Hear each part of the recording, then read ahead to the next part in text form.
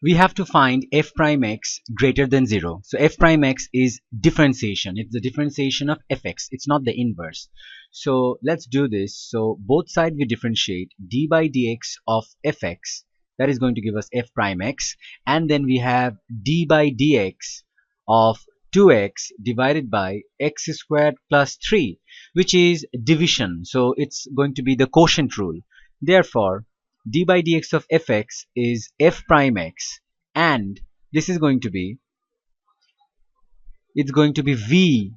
So x squared plus 3 is going to be the v. D by dx of u, which is twice x, minus u, which is twice x, d by dx of v, which is x squared plus 3, divided by v squared. So this is the quotient rule. Let me write it down over here. So we consider what's upstairs as u and what's downstairs as v, and then we write out the formula.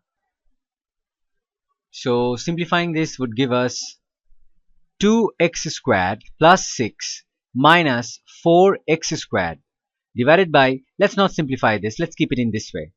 So this is going to be 6 minus 2x squared minus 4x is minus 2x squared divided by x squared plus 3 whole square. That's all we need to do to simplify. So this is f prime x.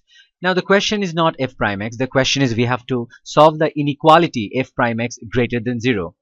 So f prime x greater than 0 is the same as 6 minus 2x squared greater than 0. Now this x squared plus 3 whole squared, if you cross multiply, it's going to become 0. So it's going to be 6 minus 2x squared greater than 0. Now what we can do is we can divide both sides with 2. It would become 3 minus x squared greater than 0. Now we have a quadratic inequality. Now what we have to do for quadratic inequality is we need to have a parabola and see what are the critical values. If this was not an inequality but equal to 0, if this was equal to 0, it would be 3 minus x squared equals to 0.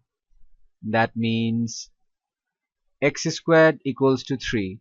Therefore, x equals to plus minus square root of 3. That means this would be minus square root of 3 and this would be plus square root of 3. So these two would be the critical values. So the inequality, since it's greater than 0, would be on this side and on this side. These two would be the shaded region, and the answer would be x is between minus square root of 3 and square root of 3.